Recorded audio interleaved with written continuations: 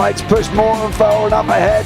He's got out of line. Is now Pike going to have a go at Werrell? Don't push him off. He's in the championship fight. Jack Werrell chasing down Carl Jacklin. Further down, Rob Williams and Chris Barnes. Sensational run outside line now though for the heavy braking zone. Around the outside goes the Audi R8. Look how much Miller's come back into play. Exactly, Miller's still start trouble. He's not on second and change. All of a sudden, Miller's back in play.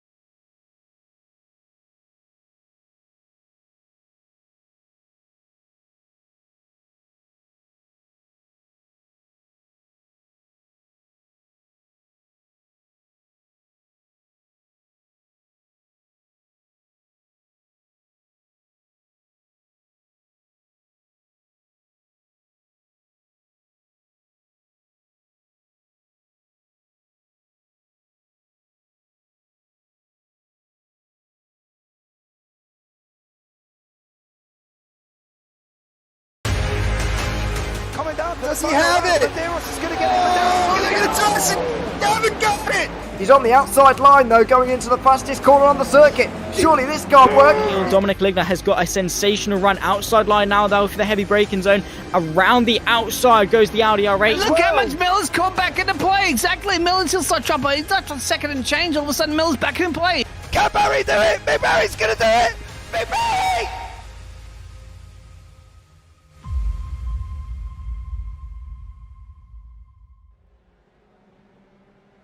Welcome to the Autodromo Jose Carlos Pache in Sao Paulo in Brazil for Season 7, Round 5 of the iFormula League F3 Series. My name's Alex Goldschmidt. Joining me in a short while will be James Parfitt. We are underway with the final throws of time qualifying ahead of what's going to be an action-packed race.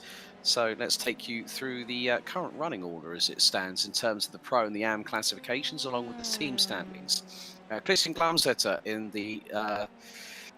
who's currently leading qualifying in the number 18, is top the pop, so to speak, on 120 points. Ian Lance in second on 95, with Adrian Asabo Kullerside rounding out the top 3, a further 2 points adrift. The USA's Mackenzie Brune in fourth in the standings, ahead of Timothy Nelson, with Romania's Marian Barbiero, James Miller, Robert Ridgway, Scott Barton, Alexander Riviera, and Victor Solano rounding out the 11 drivers that have scored so far in the Pro class. Anthony Serrano leads the way in the AM classification, ahead of Matias Balcar, with Alexander Schaub rounding out the top 3. Rachel Jimenez and Alexander Sikonsegui rounding out the top 5 overall. Patrick Mitrevics with Alec Hinchcliffe, no relation to James, I'm sure, because he's from Alec is from the United States, James is from Canada, rounds out the top 7. Jack Clark, Corey Buchanan, Carlos Navarro, John Nicholas Journey, Jeremy Dome, Hans Juncker, and Curtis Rogers rounds out the AM classifications. It's Intend Get Good Sim Racing on 280 that leads the team standings, ahead of Luma C Motorsports. Nox C Motorsports rounds out the top 3, with Nauco Esports and Juncker Racing rounding out the top 5 in the teams. No Limits Sim Racing, Intend Sim Racing, Octane Outlaws, Valve Esports, and Maxwell Racing Team round out the 10 teams. James Parfitt, good afternoon. Good afternoon, dear sir. How are you?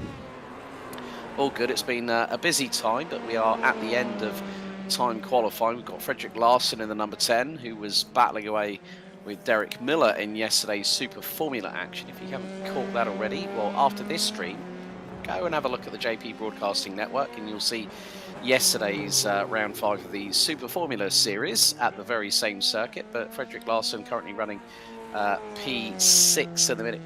Christian Glumstetter, the overall points leader at the moment, is leading the way on a 126.787. 7/100ths ahead of Mackenzie Roon, with James Miller running out the top 3. Barbiero has always been a bit of a dark horse whenever we've commentated on him in either, when we've commentated on him before in the Super Formula series, but of course this is the first time I've joined the Formula 3 series. Very different kettle of fish. Low horsepower, less aerodynamic downforce, but also it's a true opportunity for these drivers to really cut their teeth and obviously then progress to the Super Formula series. Nathan Richards, our learned colleague from JP Broadcasting, good evening. He's just jumped into the chat, but you know what? It's going to be a really, really interesting race. Okay, we haven't got as long on the race itself. It's going to be a total of 36 laps so far for this race, James. This track, you and I both love it. It is really going to test everybody.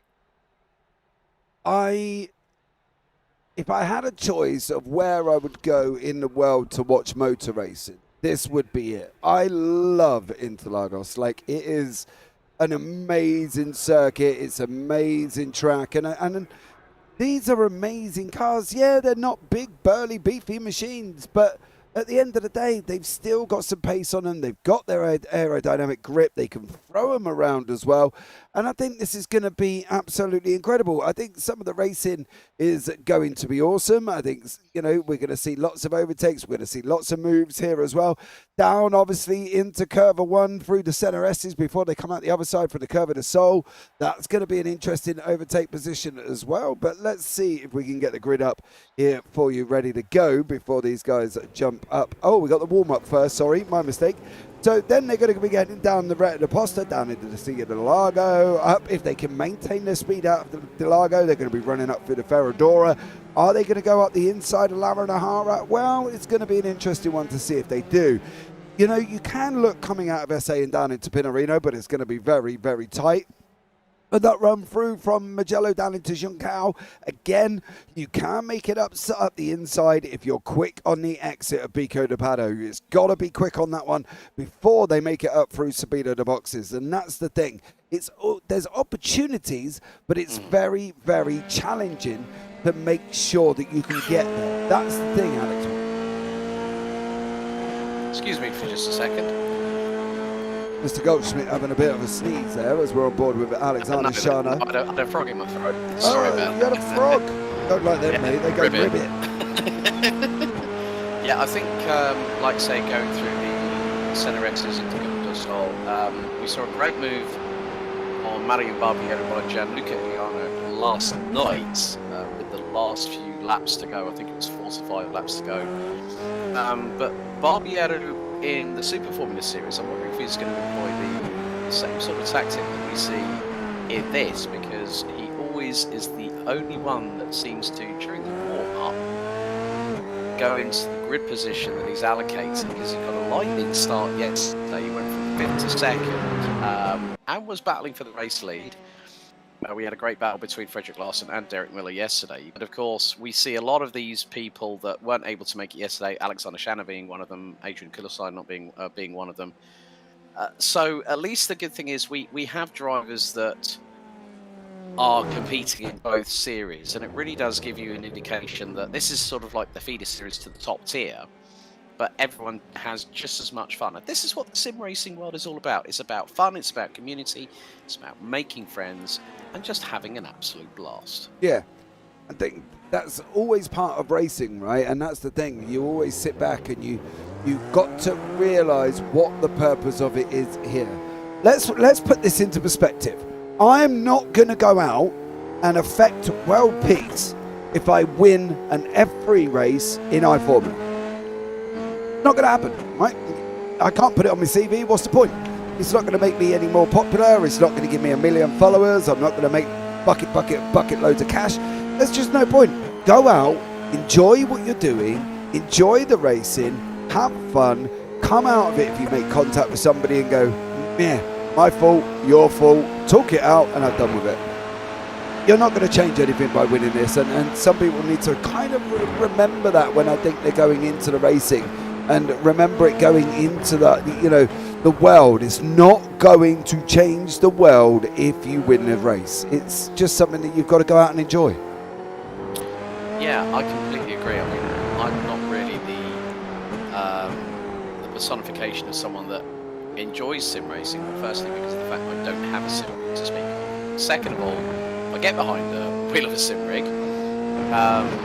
I do enjoy it. It gives me an understanding of what these drivers are going through. Obviously, with the lower tier Formula cars, like say the Formula 4s, the Formula 3s, there's a little bit more of an emphasis of carrying the momentum through these corners. And here at Interlagos, especially through the Curva del Sol, the Ciudad del Lago just off the Reta Bosch, which is opposite straight effectively, through turns 4 and 5. That's where you can really make up a lot of time. And as I said that, what did Marian Barbiero did? Stop on the grid and then give it a launch. And that has been his trademark. I think he's one of a handful, if not the only driver that actually goes and does that. And that just really gives him an indication. I mean, the track temps are quite high, 91 degrees Fahrenheit, 66 degrees air. So the track temperatures are going to be very conducive to the degradation of the tyres on the cars as we are coming to the end of warm-up. But of course, there's the strategy. There's no push to pass like there is in the Super Formula series. But here, this is just about sheer driver talent and put your money where your mouth is. Yeah. Enjoy what you do. What is the point after that? Are you going to affect anything? No.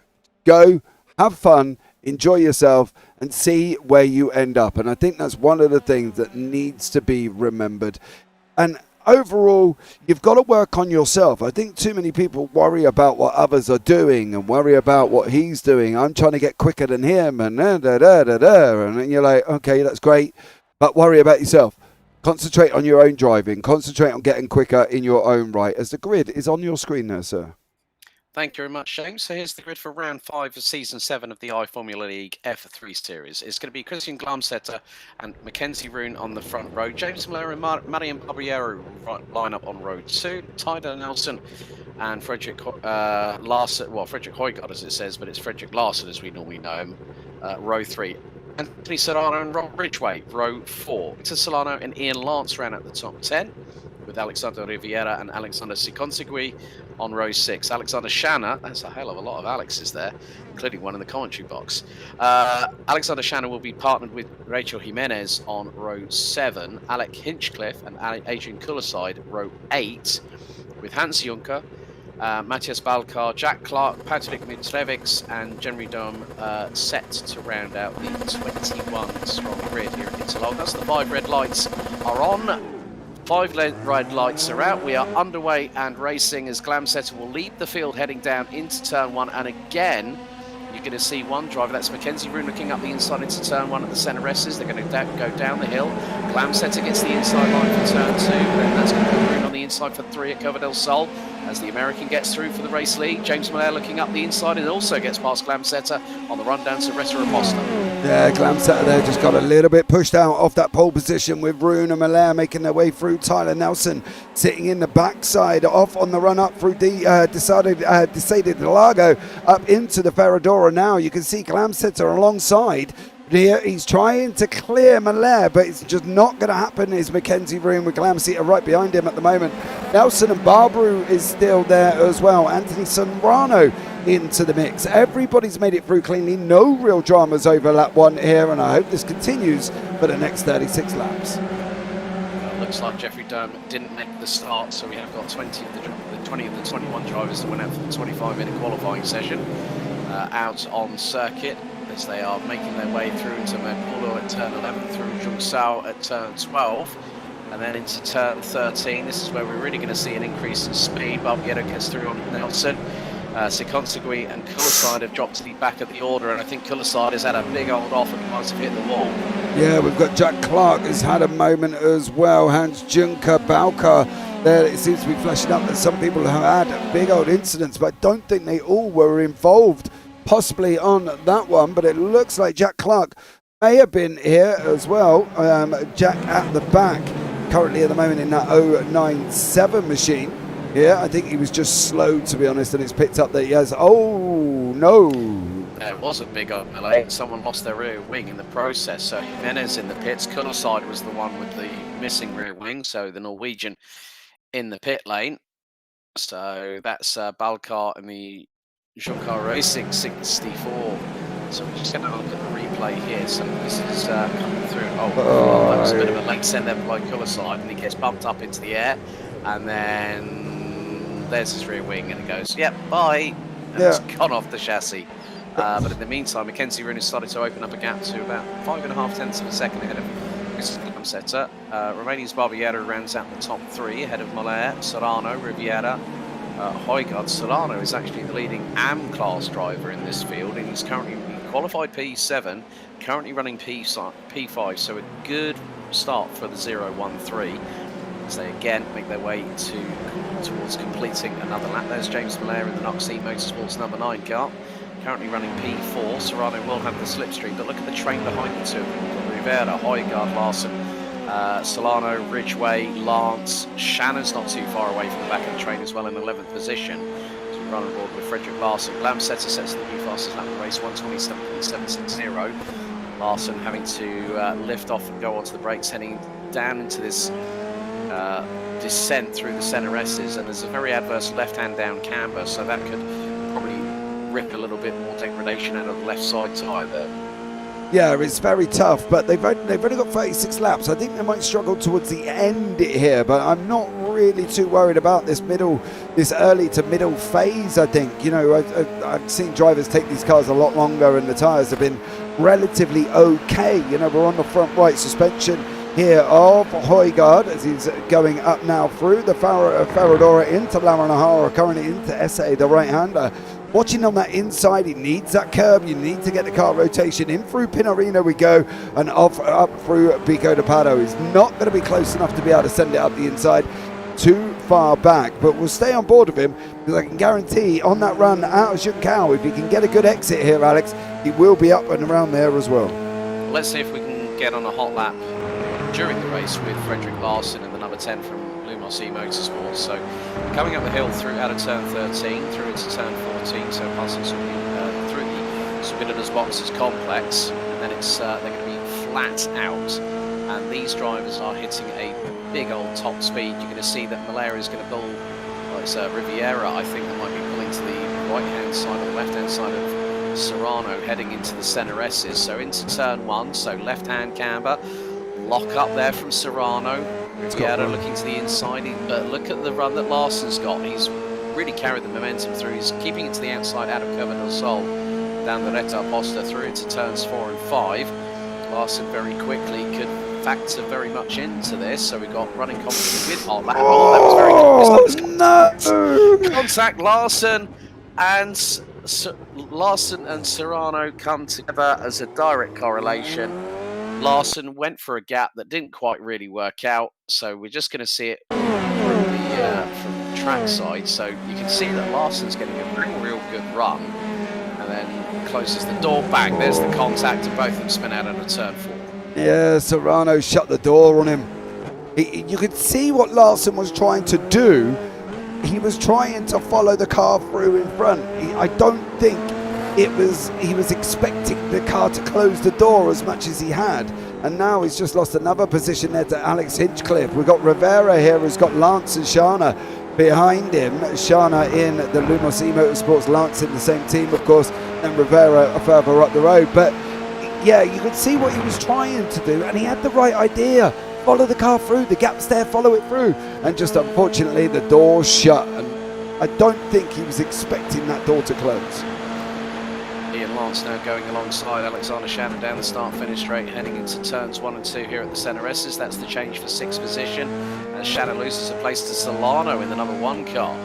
So Victor Solano up 2 places from 9th on the grid. Difficult qualifying for the number 1 as Mackenzie Roon is swarming all over the back wing of Christian Glamsetter, who is 3.5 tenths of a second up the road. This is bringing Marian Barbiero into the fight, and James Miller, who is the whirling dervish, the charging monster that we see in Super Formula. Whenever we go racing here on iFormula League, and he's not too far behind the Romanian. He's about 9 tenths of a second behind the number 23. But yeah, again, it's just about sort of keeping your nose clean. We're early doors into this race. We're on lap 5 out of 36. So Mackenzie Roon has just got to really wait for his opportunities. They're going to go through now into Sabina's boxes at turn 13 and 40 as they come out of Schungsau. So effectively, it's that checks and balances sort of situation whereby you've just got to watch what you do and put the car exactly where you need to. Glamsetter will see Roon in the rear mirrors, and there's the run for the 51. He's going to look to the outside. He's going to pull to the right-hand side of the number 18, the pole sitter, heading into turn 1. Roon has gone high, wide and handsome around the outside. That's going to put him on the inside of turn number 2. Has he got the move done on the race leader? No, he hasn't. Glamsetter back up the inside through Curva de Sol. Yeah, he just didn't carry enough speed, did Roon that time as well. Barbiero right behind him now, coming down once again here down the Reda Reposta into the Descida del Lago. You can see Roon on the left-hand side. Glamsetter goes on the defensive here. He tries to hold the line. That's going to jeopardize his exit on that run up into Ferradura. If Roon could get up the inside now as well, he might be able to make it on the run through Laranahara into SA. And at the moment, Roon still holding the inside line. Glamsetter's run a little bit wide. 2 by 2 going through into SA there as well, and Barbiero could be into the mix, so could Malher, but it was Roon who took that place away, Alex, and he set him up coming out of Descida del Lago. Yeah, set it up nicely, put it up the inside through turn 6 of Ferradura before turn 7 at La Regina. But it also just goes to show that with these Dallara F312s, they are, when you get the real good power in terms of slipstream, carrying momentum in these Formula 3 cars, that's where the skill really is very much appreciated. It's cloudy overhead here at Interlagos. Of course, after week 13, we are going to have rain on the iRacing service. And now Glamsetter right with Roon, so it could be boots on the other foot. Glamsetter goes to the outside here into turn 1. Roon still has the momentum going through into the first corner, and he's gone off. He has gone off big time as Roon, and he's lost out. He's not just lost out the race lead, he's lost out second. He's down to 4th as Barbiero and Malher go through into second and third respectively. Hans Juncker battling away with with Larsen. This is for the final position in the top 10, and Hans Juncker, the Norwegian, has managed to get his way up to what is actually 3rd in class, but 10th overall on the road with Robert Ridgway a little bit further up the road to the tune of about 4.6 seconds. So Alec Hinchcliffe not too far behind from this battle, 034. The number 12 from the United States is about a second away from this battle, but Hans Juncker doing a very clean pass on Frederick Larsen, who started 6th, now finds himself all the way down into 7th position. So at this moment, Mackenzie Roon will be ruining the day that he went a bit too deep into turn 1 of the Senna S's, cut the chicane. That will give him more than an off track. That will give him X incident points as Barbiero now finds himself closing on Glamsetter. Malher is there waiting in the wings, so the top 3 covered by 8/10 of a second as we complete lap number 7. We go on to lap 8. Barbiero was looking to stick his front wing up the inside of the number 18 through the opening corner. Glamsetter very quickly responds, shuts the door in the direction of the number 23 from Romania, and still holds on to the race lead. But I'm going to be very interested to see how Mackenzie Roon just picks himself up, dusts himself off. He's there in the background, as is Alex Riviera in the number 222. So could Mackenzie Roon make a comeback on this one? This is going to be a very interesting development. If he can get hold of the draft from Malher, he should be able to pull that back in. He's got that long run out of Juncker, up through Sabina the boxes, up all the way down into Curva 1. So if he can get the draft, he might have an opportunity. But getting the draft, he needs these guys to fight, and they're not fighting. They're kind of just nestled in, they're sat there, they're just clocking off the laps. You know, we've got 8 of 36, and they're just going around their business. They're not fighting each other, which isn't helping Rune, because he needs them to scrap to bring the time in. It's like anything. When you battle with the people around you, the people behind you close in because you waste time, and it takes longer. So he's got to hope that they start battling at some point here, Alex. Otherwise, he's going to be in deep trouble, and he will not be able to catch them. He needs these cars to battle, otherwise, because he wants to get a hold of the draft off Miller. Yeah, at the moment, we now, out of the 21 drivers, we have, Hans Juncker has just lost out to Frederick Larson, but Alec Hinchcliffe has just dropped a couple of places. He's dropped down from what was 11th to 13th. Hinchcliffe now down to 14th. So we're going to see here with the Pennsylvania native, the number 034. Oh, he's quick. He's just gone a bit too quick on the loud pedal and spun the back axle around. Biggest loser in this race, of course, after the contact between Serrano and, I'm trying to remember. Højgaard Larsen. Yeah, Højgaard Larsen. Serrano has been the biggest loser, 11 places down to 18th, and it's the last of the classified runners. On lap 2, we lost Tyler Nelson and Adrian Kullerside on that multi-car incident. Jeremy Dome did not make it to the grid, so at the minute, biggest mover at the moment, up 7 places. Jack Clark up from 20th, from 19th to 12th place. Alexander Riviera up from 11th, now P5, and is 2.5 seconds behind Mackenzie Rune. And looking at out of the top 7 here, James, we've got everyone apart from Alexander Riviera, who are all running. Glamset has just done a 27.6. Malaire's just set a personal best. He's absolutely rapid, even without push to pass. As we found out last night, 1:27.327, 14 thousandths off Glamset's first fastest lap of the race, which was a 1:27.313. I think Victor Solano, Alex Riviera might have just had a slight off track in the opening part of the circuit, but again, it is the race that's got to. Malaire runs wide coming out of turn 4. that was off track and then some. There's a bit of love in the chat for Sikonogui, the number 099 from Taro Katayama, Scott McCann. Thank you very much for jumping into the chat. So if you are watching, give us a shout out as to who you are cheering for tonight. And of course, if you haven't already, like, share and subscribe whilst you're at it. It's good to have you all along the full ride. Lap 10 out of 36. Now, of course, the F3 series, I would imagine that is there a mandatory pit stop like we have in Super Formula? Yes, sir. There is. They will have to go in and make a pit stop and see what happens here as well. But it's still going to be quite interesting to see how these bring. Now they're getting into a little bit of ta-ta-ta. That this should bring Rune into it as well. You should start seeing that time go down. If I see Barbiero go on to the attack, which is what they're kind of doing with one going defensive at the moment. So let's see how this one pans out. Rune's already come down 2.5 temps. He's now down at 1.3. Was out at 1.7.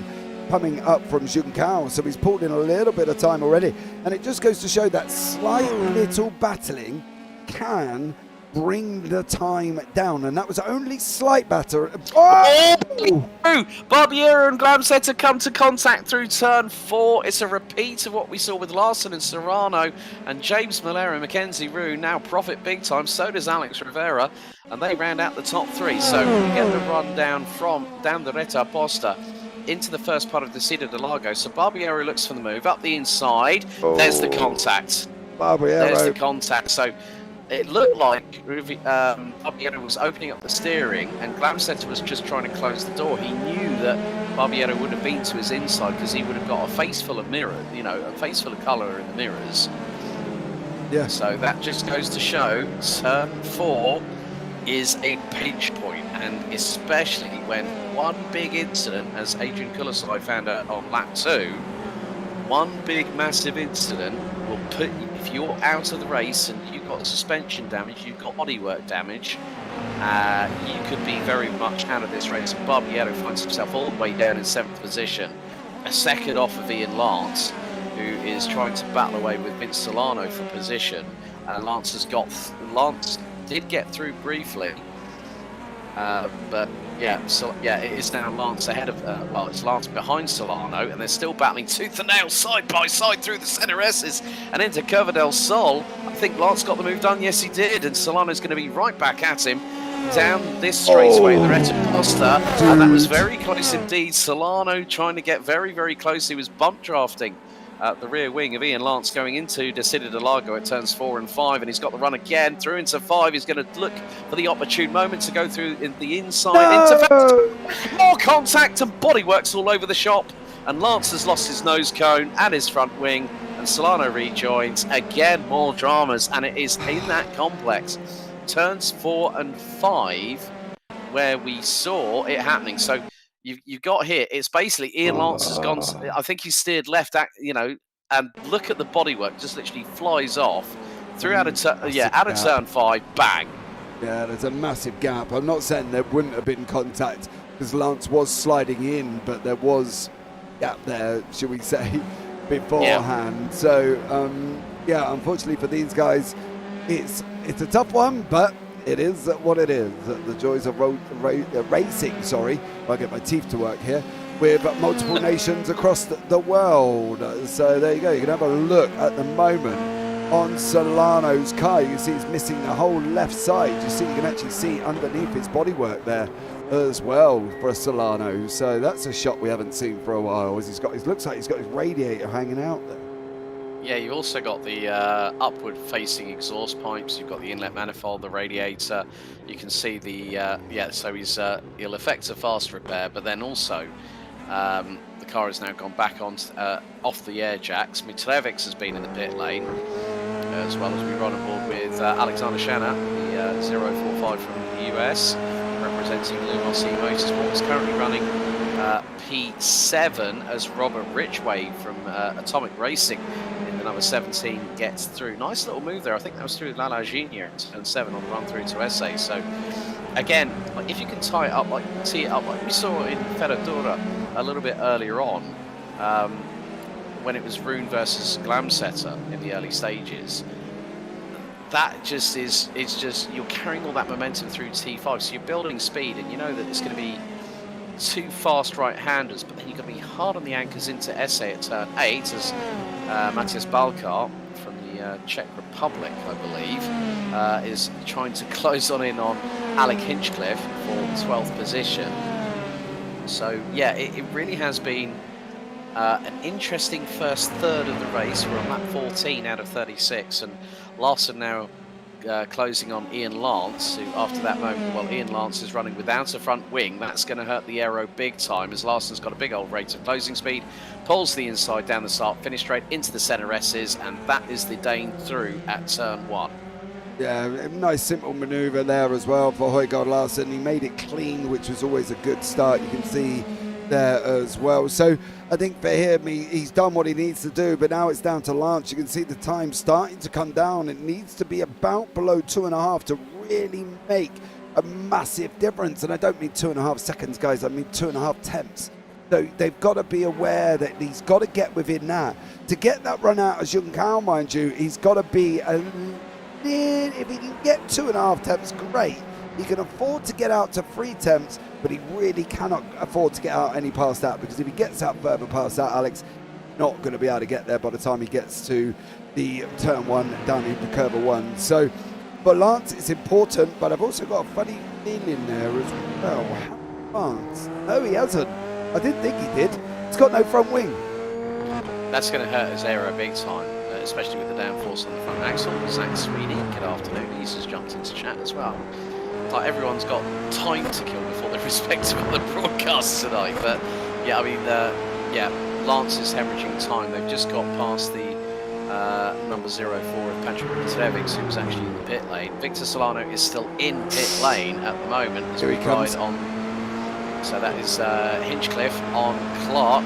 So this is going to be very, very close out of turn 15. effectively oh dearie me, Hinchcliffe is really looking very close towards the outside of Clark, who goes very close to the tyre barriers on the inside of turn number 15. Here's Hinchcliffe late on the brakes. Is he going to overshoot it? No, he doesn't. Well held. Give the man a round of applause. He went in like a rocket. Absolute rocket into curve one there. I didn't think he was going to get it stopped, Alex. I thought he was just gone. I thought he was off in a different world, different postcode, different environment, into the upside down. I thought he was off, but managed to get it stopped, and that was absolutely amazing from Hinchcliffe there as well. Took that position away from Clark. Well, you've got to give him props for that, mate. That was awesome. That's the move of the night so far, really. I mean, to do the Hail Mary around the outside at turn 1, going into the centre S's. I thought he possibly outbraked himself, but I think Clark might have just backed out of it ever so slightly because he knew that Hinchcliffe had the run going around the outside. James Millett, new fastest lap of the race, 1 minute 27.288, and is about 3/4 of a second up the road from Mackenzie Roon in the number 51. Alexander Rivera rounds out the top 3 up now in 8 places from 11th on the grid, and is about 4.6 seconds behind the number 51, who's currently he's about a second behind. Now, pit stops is the next talking point. We're getting to a couple of laps away from halfway in this race. It's difficult to quantify. We always have this quandary with the Super Formula Series, but the same can be said with the F3s.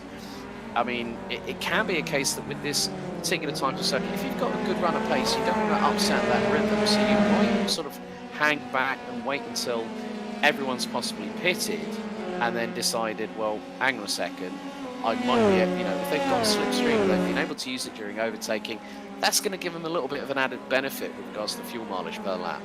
Yeah, I think you've got to work out what's going to be best here. Now, normally with Interlagos, it sways either way, right? The undercut will work, but you've got to have a fast in-lap and you've got to be traffic free. You've then got a plan where you're going to come out so you can get a fast out-lap and be traffic free, right? Clean air, we know you can go faster, you can run your race, it's fine. With the overcut, that's a little bit of an interesting scenario because you can go a little bit longer, but there's no guarantees that you're going to come out in clean air. That's the problem, and you've got to try and pick on the circuit where you can go, because you can see the track map on the right hand side is traffic all around. Like for me now, an ideal place for Balcar or anybody to go in would be this part of the circuit. It would be probably this lap or maybe the next lap. The reason for that is look at the gap between 13th and 15th. There's enough time that he'll be able to go in, get what he needs done, come back out, and he will either be in and around Cinco or he'll be in between Cinco and Serrano. So he's still going to have an amount of clean air. The overcut by that point, if people have gone for the undercut, they're all going to be bunched back up because they're all going to be in the same pack. So you've got to try and then wiggle around and find it.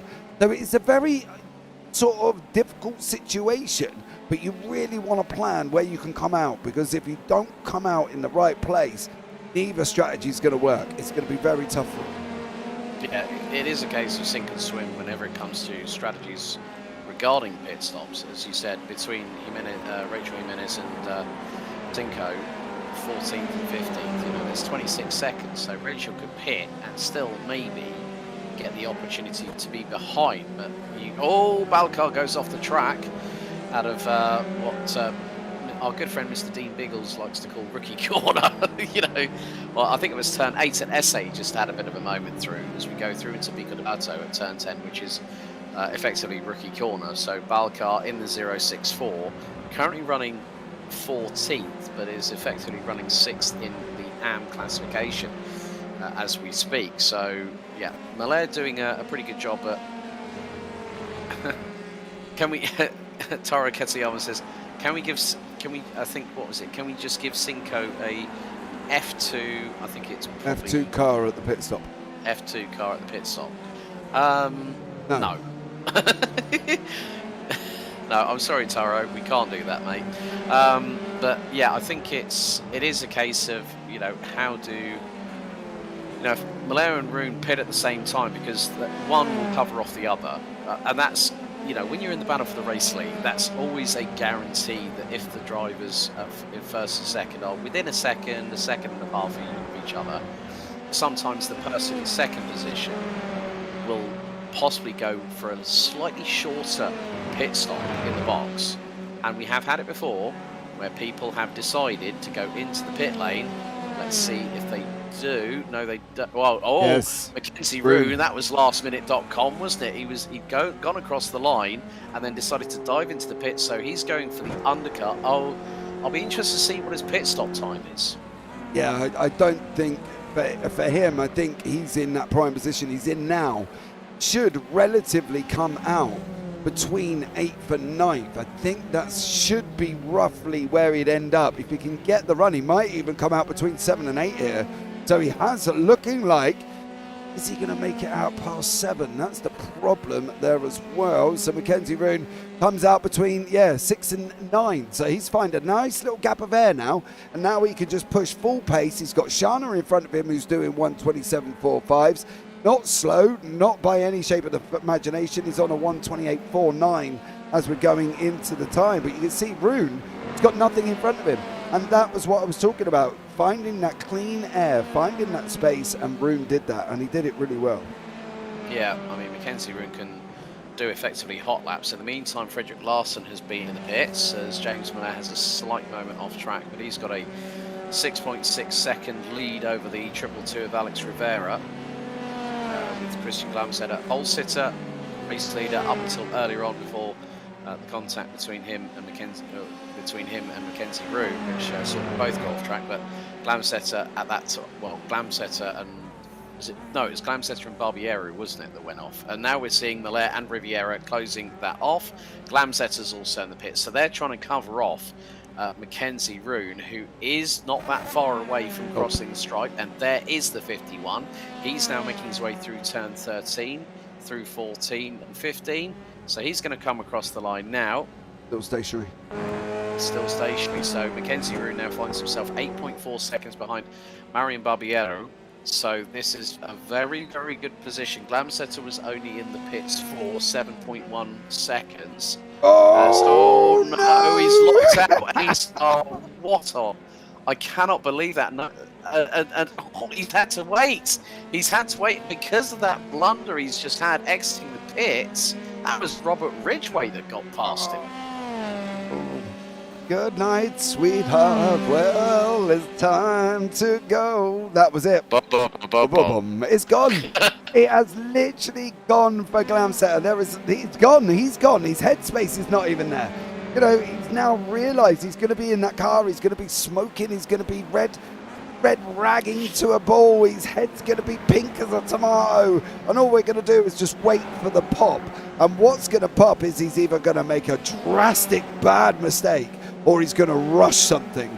And it's just all going to go wrong. He's got to calm himself down. He needs somebody almost to come up to him and, you know, woosah on the earlobe or something just to chill him out.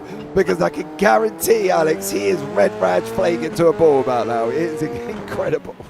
I think his face is probably bright beetroot red as Barbiero now pits from the race lead. So that's going to put Mackenzie Roon into the race lead at this point. So it's the 51 coming across the line. He takes the lead on what is now lap 20 out of 36.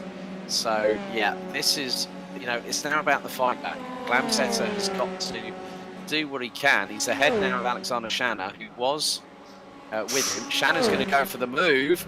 Will the 045, who's leading the out class, get up into P5 through the centre S's? It's going to be nipples up as we compare. Glamsetter gets the run of momentum, goes a bit deep into Cover del Sol, but still manages to hold on to that 5th place. I tell you, sorry Alex, but Shana he was compliant. It was like Roon had put a spell over him there as well, because that pass was so compliant from Shana. You could see it on the chopper. Look, he's got the run and he just backs out and lets Glamsetter take his line. He had the run on Christian, whether or not he fought, because obviously it's an Am Pro situation. He wouldn't have had the right to race him. But look, he's got the run. Send it down there, run it round. He doesn't. He backs off. Christian says, "Thank you very much, Alex. I'm on my way. While you're there, can you get me a biscuit?" It's just, Yeah, that was a very soft pass there from Shana with Valencia on that one. However, Lance and Clark, hopefully, are not going to be that soft. I think what Alexander Shana is looking at. Oh no! Shana's lost it. Shana has lost it and managed to keep it out of the barriers. Heavens to bets, that was a code brand and then some. Yeah, I think that was actually Ian Lance. I think the software's just had a moment of freezing there as well. Lance, yeah, it was Ian Lance, sorry. So that will obviously, hopefully the software will update on the left-hand side there. T goes in. Oh, there was the slightest little bit of air there. And there was a slightest little bit of wonderful internet that we have to deal with here as well. So, yeah, for Ian Lance, it's unfortunate, but it is what it is there as well for him. So tough one for Ian Lance, as Rachel Jimenez is on your screen as well. Just give the timing software a minute to catch up. It is having a bit of a ding-dong. I know there has been issues over the last 24 hours, as we know, Alex, with, with timing software. So hopefully it should kick in again shortly. Yeah, but I mean, it was just a case of, you know, Shannon just, you know, the slightest bit of air with our good friend Mr. Netcode making his presence felt as always. But, you know, still to be where he is at the moment and still to, you know, he's going to be sort of like thinking, why did that happen? He's now, what he's looking at is the bigger picture, because he's trying to think of the standings, and that is what is crucial. I mean, this is round 5. We go to round 6 in 3 weeks at the Belgian Grand Prix on the 3rd of March. So after 5 rounds, you want to be in that position where you know that consistency is going to help win you a title. And, you know, Serrano is all the way down at 16th. He's right down the pecking order. Alcard is down the pecking order, down at 13th, ahead of Serrano. So this is going to give Alexander Shannon the opportunity to springboard his way, possibly to the top of the leaderboard in the AM classification. And he was 31 points coming into this round behind Anthony Serrano, who will be absolutely livid with what's happened. I've already seen in the drivers' chat that Victor Solano hasn't had some kind words to say about another driver on the field, I'll be completely honest with you. But yeah, I think Shannon's just looking at the long game. Sometimes, yeah, it would have been nice to get past Glamsetter for that position on the road and then go, well, maybe I might look to pro next season for season 8. So it depends on how he just, yeah, as you said, he was very compliant, very, very compliant indeed.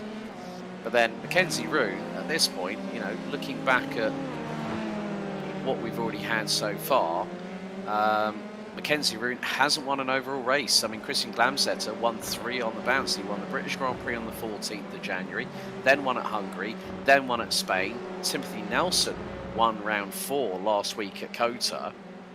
So yeah, it is a case. And Anthony Serrano's won 3 from 4 in AM. So Alexander Shannon is looking to pick up his 2nd class victory. He won at Spain on the 4th of February, 2 weeks ago. So if he can get another win, that's going to close the gap to those in front of him in the standings. So it is about sometimes looking at the bigger picture. But yeah, I think probably for a little bit of pride and one-upping Christian Glamsetter as if to say, hello, remember me? I'm a bit confused what Solano is on about, that chat, because him coming out of the doesn't. I don't think intentional. I'm struggling to see where Solano is making that. Solano's not. It might have just been a mistake on Ian's part. That's the thing. If it was the slightest mistake, he's really hard because you have a watch. Ian's left, then he straightens up. He goes to the right. Solano's coming over at him. I think the thing was that Ian was trying to move out of that situation because obviously he's turning left, so he's having to commit to the left to having the left-hand side of the steering wheel down, then straighten up as he exits out the corner, puts the power down. But then when he's seen what's happened, you know, he's trying to go right to give Victor enough room. That's how I see it from that onboard, from Ian's perspective. Yeah, I can't see how that, I don't know. I don't get that. I'm sorry. I think there was a little bit of gap between the two as well. Our beloved internet friend making his known presence again, but I also don't believe that it was all on Lance. I think Solano had completely on the left-hand side of the circuit. Lance had the right-hand side, yeah, but he didn't have a lot. You know what I mean? It wasn't. He ain't Harry Potter. He can't just, evaporate and disappear and off he goes. You know what I mean? So, I'm not entirely sure that comment's just, and I don't really feel that he might need to go back and look at that one again. I think it's also the fact that with these drivers, folks, they are fully charged. There is adrenaline coursing through those veins quicker than high-octane fuel. When you're behind the wheel of a sim rig, and I mean, I have to give a shout out to our good friend Mr. Dan Pepples when I went to visit him in the Netherlands. I actually got some seat time, which is I went round, watched the footy with him. Don't talk to him about the footy that night because that's a sore subject for him.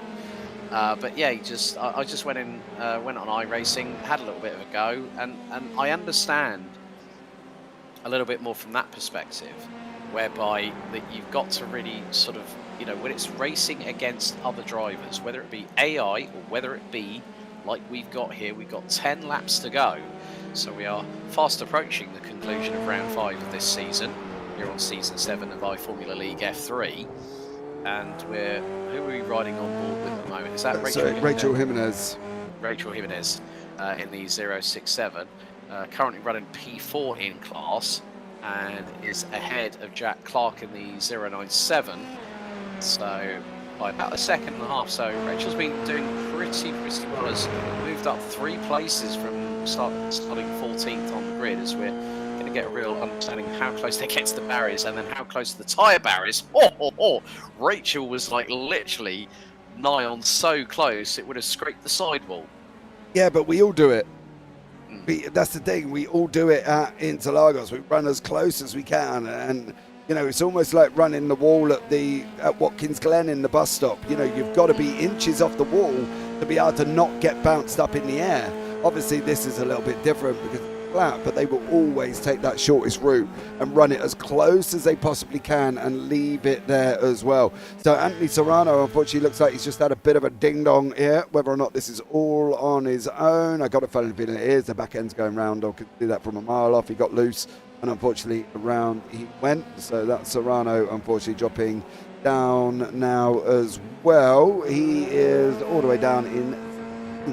Everything's settled down here a little bit. Mackenzie Brune out in front by 9 seconds. Riviera in second. Barbaro in third, with Ridgway not massively far back, but just far enough where he's just not getting the draft off Barbaro.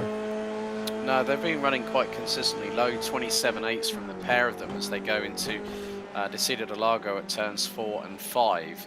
Yeah, I think it's just about sometimes when you get to this point where a race is sort of not fizzled out, but it's become where everyone's sort of gotten a bit more spread out, and it's about bringing the cars home and getting those championship points to your credit. One wrong move, one wrong mistake, one over exuberant moment of throttle modulation coming out of a corner, like say for instance coming out of Vico de Bato. We saw that a couple of times last night in the Super Formula Series, where drivers were getting a bit too trigger happy on the loud pedal. But again, with these F3 cars, there's a little bit of an art to the brake and throttle modulation that you'll be able to use over the course of the race distance. Yeah, you've got to be gentle. We did a broadcast earlier on with the GT3s, and I was talking to a driver who basically was driving the Mercedes AMG, and it's like I said to him, you've got to treat the throttle and you've got to treat that car like you would treat a lady. You've got to be gentle. You've got to let her do what she wants to do, because we all know that's important if you've got a wife. And that's the thing. You've got to be gentle. You can't go around slamming on the brakes, slamming on the accelerator, full foot throttle. It's not going to happen. You're putting too much through it, and you will end up going round. So, it should be interesting, but they've got to be a little bit gentler, especially as the race is getting on towards the end. Yeah, that's very, very true. We're on lap 28 out of 36 as we get towards the business end of round 5 of season 7 of the iFormula League Formula 3 series here at the Autodromo José Carlos Pache in Interlagos in Brazil. And we still keep our eyes on Robert Ridgway, who's made up 4 positions over the course of the race. Started on the outside of row 4, now running in 4th, 1.2 seconds behind Romania's Marian Barbiero, who will secure for the, I think narrowly missed out, did actually get a podium last night in the Super Formula Series, I'm trying to remember, and even though that was 24 hours ago, it feels like an eternity. Yeah, we've slept since. Come on. I know. You know what I mean? I'm too into a four broadcast day. Trust me, we've slept since then. We can't remember completely everything that we do, and when you're doing 14, 15 a week, it's definitely a tough one. But, you know, overall, this action's been great. Ridgway is getting closer to Barbiero, so we'll keep an eye on him and see how it goes as we jump on to the left-hand air vent of these little F3s here. You can see Barbiero up the road. I'm expecting it to come down a little bit. If he can break it down below a second, coming in to see the Delago, he might just be able to start getting that draft bit by bit by bit. Yeah, it is going to be that case where, you know, trying to claw back those tenths of a second every lap, but those laps are fast counting down, because very shortly Mackenzie Roon will be going across the line here at Interlagos to complete lap 29 and go on to lap 30, and then it'll be 7 to go, including that one, before we hit the checkered. But yeah, Mackenzie Roon, despite the dramas he's had earlier on in the race, he's managed to do the big old undercut, which worked to his favour. Looking at the pit stops, the quickest out of anybody was Matthias Balcar in the 064, 6.82 in the pits. Cinco actually was in the pits for 5.98, just under 6 seconds. Second pit stop. Anthony Serrano 5.1 seconds, but a lot of the drivers finding that 7 seconds was the optimum amount of time to be in the pit box. But it was just the way that Mackenzie Roon just dived into the pits at the halfway point and thought, right, that's it, I'm going to get in now, because I know that I've got a window of opportunity where I can then get that car ahead of everybody else, and the proof is in the pudding. Yep, and he did it well. He undercutted them all, he put it into the fresh air that he needed, and he did an incredible job. And that is the thing for him. He did what we said. You need to be in clean air to make anything work, and he did it really well. Cinco here was below a second with Rachel Jimenez as well. I did love the fact that there was a message in YouTube, in the Discord, that said to us today from Alex here as well. Welcome in if you are part of the Cinco crew. So thank you so much for joining us here as well. So he did tell us in advance there may be some people coming in for him. I won't tell you what word he used, but let's just put it this way: he's thankful you're here.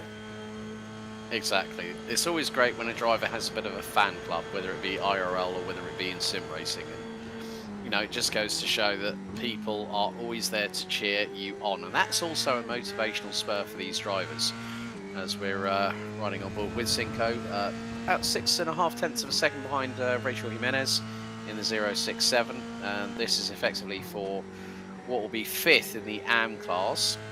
Balcar we're on board with now, closing in on the number 24 of Ian Lance, who's just up the road, about 6 tenths of a second thereof. Ridgway getting a little bit closer to Barbiero. Yeah, just touched below a second. Yeah. Just. And now it's gone back under a second. Ridgway was 2.5 tenths of a second exactly quicker than Marian Barbiero, so there could be a little bit of a development for the final step of the overall podium, as Ridgway is getting that gap down. But Glamsetter is also closing in, so this could be a 3-horse race with coming up to 5 laps to go for that final step on the overall podium between Barbiero, Ridgway and Glamsetter. Could well be. Let's see how these little guys all get on further up here. There is Robert Ridgway with Barbiero. There's Glamsetter behind. Seems to have settled down. I did say it was going to end in 2 ways. He needs to really calm and start coming back through, or he's going to pop and put it into a barrier. Well, thankful enough, he hasn't put it into the barrier, managing to get moving. The problem is now is look at Ridgway's time gap. It was down to 7/10. He's going to start getting the draft, and if Glamsetter doesn't get the draft as well, he's going to start not being able to pull him in. So you'll see here whether or not it's going to be Ridgway going forward and Glamsetter going backwards, which it looks like it is currently. But Glamsetter just teetering on the edge again. I said to him, get it below a second, start getting bits of the draft, start pulling yourself forward bit by bit by bit. They've only got 4 laps remaining here. We're on lap 32 or 36. So, yeah, he's got to do something. One of these guys has got to be exceptional, should we say, on the pace at the moment to even catch Barbiero. Yeah, Frederick Larson has just ended up in the pit lane, so might have a drive-through penalty. That is going to drop him out of 7th position. So a shame for the number 10 from Denmark. But yeah, between Barbiero, Ridgway and Glamsetter, with a handful of laps to go, the gap is about 1.7 seconds covering that top 3. But Glamsetter over the last 2 laps has been quicker than anybody else, as this is going to be James Miller ahead of Larson, who exits out of pit lane. Miller has the fastest lap of the race so far, 1 minute 27.288, as he goes a little bit wide coming out of turn 4.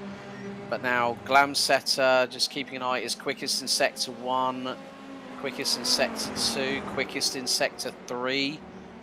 So Ridgway's found himself a little bit of a piggy in the middle, and Glamsetter is closing in on him. He's about just over half a second behind, as we are going to be going on to now we're going to complete now onto lap 33 of this race, as we see the likes of there's Ridgway, there's Glamsetter closing on in, and he's less than 0.4 of a second behind. Ridgway 1:28 dead, Barbiero 1:27.859, Glamsetter 1:27.438, as we're now going to have this is going to be Larson again. He's been in the wars, he has. Oh, that was a bit sideways, and spins the back axle around. Whoopsie daisy for the number 10 from Denmark. Not ideal, but again, Miller's in the pits now, so this might allow Larson to come through. This is going to be a drive-through. Larson is closing, so it's going to be kind of automatically roles reverse for these guys. As Miller's heading out, Larson's on the inside. It was the other... Funny enough, it's deja vu, Alex. It was exactly the other way round when we hit the lap ago. So they're going to be coming out together again, Højgaard Larson and James Miller. So these guys still carrying on. Yeah, and there's now that's Alec Hinchcliffe in the background just behind them. Miller again running wide out of turn 4, as now we've got this real fight. Ridgway starting to go defensive. This is going to give Barbiero the opportunity to keep 3rd place. So lap 34 is underway out of 36, so 3 to go, including this one. Rune leads from Rivera from Barbiero, and then Ridgway and Glamsetter are battling for the scraps. Glamsetter goes to the inside of Ridgway through into turn 1, and that is going to put Ridgway, if he's managing to carry the momentum through, into turn 2, into 3. Glamsetter might have the run, but Ridgway might have a little bit of side draft. He's going to be on the back wing of the number 18, coming out of turn 3 out of Cover de Sol, and then heading down into the Reta Posta. This is going to get very, very close. They've got to be very, very careful, give each other enough racing room, and a tighter line taken by Ridgway to try and get the run out of turn 5 at Descida de Largo, up towards Ferradura at turn 6, on the run through to La Regina at turn 7 before the hard braking zone at Esse, and Glamsetter has got that move well and truly completed. The number 18, who was our pole setter for this 5th round of the season, is back up to 4th. Is at the moment. Glamsetter now has got Barbiero in front of him up the road, but I don't know if he's close enough. 1.4 is going to be tough. Højgaard and Miller are not very far apart. Højgaard Larson, of course, from the Loomis E Motorsports team, not very far back from Miller there. So Ridgway now has got to try and stay with Glamsetter coming out through Juncal. The leader's just gone over and started lap 35. We got 1 and 1 more on the clock here, so we're going to keep an eye on this. I don't think Glamsetter is going to get any higher. I think Barbiero could end up being 3rd, with Rivera in 2nd and Rune in 1st, of course, and I think that's probably about how they're going to end here. Larson has managed to get past Miller, so has Hinchcliffe. Yes, and this is why. Oh dear, right, here's the replay. Now, Losing it. Ismail, oh dearie me, it's going to be our good old friend, isn't it? Gentle Oh, little spin for Malaire, but you can see on his entry in, he was already loose right about now. He's already loose. He's trying to catch it. He hasn't given the car a minute. Braked and turned, and unfortunately, not the best way to do it. So he was already loose. He was already chasing the car, and that's the problem. Now we've got, we've got something going on, and I weren't quite sure entirely what that was, as Hinchcliffe and Malaire goes up into the middle. And seems to be a pattern with James Malaire. I've noticed this in a couple of races. He's got all the speed for beans, but then as the race goes on, he kind of just dwindles out. He's almost like, I can't fully explain it. It's like a candle that burns brightly for the first hour and then kind of dwindles over the next 10. It's really a shame because he has got some pace, but Mackenzie Roan, final lap of the race here, buddy, and a great job from him. Yep, white flag in the air. Mackenzie Roan has come back from disaster to delight here at the Autodromo Jose Carlos Pache here at Interlagos for round 5 as he makes his way down the Reta Posta for the 36th and final time. Into turn 4, neatly does it. He has a comfortable margin of 12.4 seconds through turn 5, the exit of Desida del Lago, heading up to turns 6 and 7, Ferradura and La Regina for the hard braking zone into the tight right-hander at Esse, before into Pinarino and then into Pico di Pato at turn 10. It's just this technical part of the circuit to negotiate. A lot of camber, a lot of elevation and descent changes here at this 2.7 mile circuit, and he's got a back marker just to get through, which would be I think Balcar, but it has been pretty much as soon as he got the undercut, it was about doing his own race and not looking back, because your winner for round 5 of the iFormula League F3 Series Season 7 here at Interlagos, it's pedal to the metal, it's the run to line. Mackenzie Roan picks up his first win of the championship season in dominant fashion with one of the best undercuts we've seen in a very long time. He wins after 36 laps of the Sao Paulo circuit. We are going to now wait for our second place finisher. It's going to be Alex Rivera in the 222. He crosses the line in second. Barbiero will take third. Glamsetter will take fourth by about next to nothing. It was about 54 thousandths across the line. And he edges out Robert Ridgway for 5th place. Alexander Shanna will come across the line and take, well, very soon when we see him. And there is Alexander Shanna crossing the line, taking his first AM class win of the season. A further 19.5 seconds back from Ridgway. We're waiting for a lot of the other drivers to come through. Cinco in 15th, Serrano 16th, Mitrovic being the last of the classified finishers in 17th, as we lost Victor Solano, Tyler Nelson, Adrian Cullerside and Jeremy Dome, who didn't make it to the end. James Malaire finishes behind Frederick Larson. Hinchcliffe in 9th, and it looks like Juncker is going to take round out the AM podium in the 0-1-0, but it's going to be a run to the line between the likes of... This is going to be a very big squeeze. Jimenez and Balcar, and Jimenez edged out by 16 thousandths of a second. That's one of the good things I love about Interlagos. When we get to the finish and people are so close together, you know that there is going to be a drag race. Yeah, definitely. It's definitely a squeeze, like an orange in a juicer, dear sir. But there's the results for you, mate, on the screen now. Brilliant. So Mackenzie Roan picks up his first overall win of the season by 12.1 seconds ahead of Alex Rivera.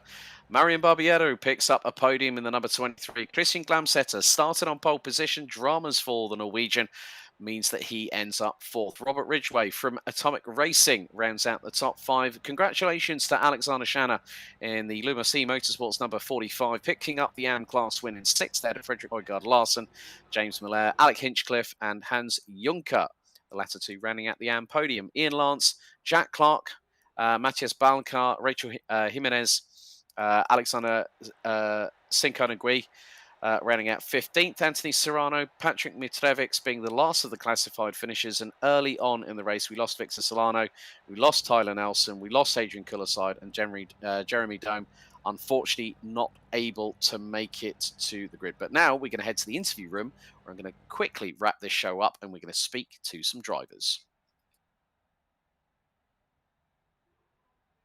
There we go. Once more.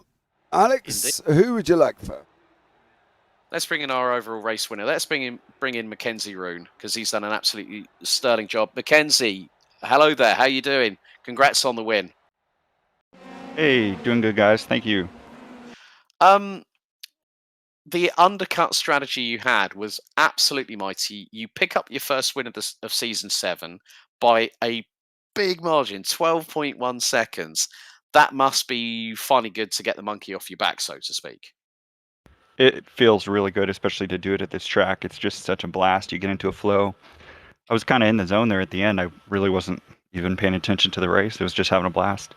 It's a shame what happened to James. I think maybe he got penalized for speeding in the pits, but he was doing really, really good there. I don't know if I would have caught him. So yeah, it's a bit of a difficult one, but now this really sort of gives you the opportunity to fight with your compadres in the pro class. You know, the standings. You know, you were fourth coming into this. Of course, Christian's going to lose some points. Ian, who was second, he finished all the way down in 11th, but that makes it 8th in terms of the pro classification. Adrian Cullerside didn't finish, so that's really sort of got you into. I think that's more than likely going to put you second provisionally in the pro standings. But we go to Spa in 3 weeks, another iconic circuit. It's the longest circuit on the calendar. That's going to be an interesting one in these F3 cars, wouldn't you agree? absolutely, yeah, lots of options when it comes to setups, and then it always makes for great side-by-side racing through the corners. Well, congratulations on the win, Mackenzie. Great job. We'll see you in 3 weeks at Spa. Yeah, thanks, guys. See ya. Okay, a big thank you to Mackenzie. Let's bring in Alex Rivera, who finished second in the race. So, Alex Rivera, hello there. What a result for you. 11th to P2 from start to finish. Could you believe that that's happened? Honestly, not at all. I got very fortunate with some stuff. Had a good start and thankfully kept it clean, but I was expecting like a P6, P7 finish, maybe. Yeah, I mean, at one point you were running P5. It just goes to show that sometimes just keeping your nose clean and just concentrating on your own race is the best strategy to have, isn't it? Yeah, absolutely. I mean, I knew coming into it I didn't have the pace. I just got a new wheel. My last one failed. So I'm still trying to get used to it, and maybe that's causing some issues. But yeah, that was my whole goal. Just keep it clean and see where I end up. I mean, we head to Spa in 3 weeks. Another fearsome track. I mean, I've just had a chat with Mackenzie about it, and it's going to really test everybody involved when it comes to these F3 cars. You know, apart from what we see with the Super Formula Series every Saturday here on iFormula League, what's going to be the biggest challenges for you when it comes to getting the pace dialed in? Honestly, right now it's getting used to my new wheel. It feels completely different. 3 times the force feedback, so I'm struggling in some of the corners sometimes. But I mean, the Knox guys, Robert Ridgway, he provides great setups, and we all work with the Knox guys that we know where we can find time. And I mean, James, he's been the bench sitter. He set pace. I mean, basically all of today, and it's a shame that he got a drive through for speeding in the pit lane, but he should have been up there. So hopefully, I can just match James. Well, Alex, anyone you want to give a shout out to before we let you go and enjoy the rest of your Sunday afternoon? Yeah, I mean, shout out to you guys. I haven't watched the replay back, but I'm assuming it's going to be very entertaining as always. And then shout out to the Knox guys and Alex Shanna. I mean, they run Knox and they put on a great league. So thanks. Brilliant. Alex Rivera, thanks so much for jumping in with us. We'll see you in 3 weeks at Spa for round 6. Yep, catch you guys later.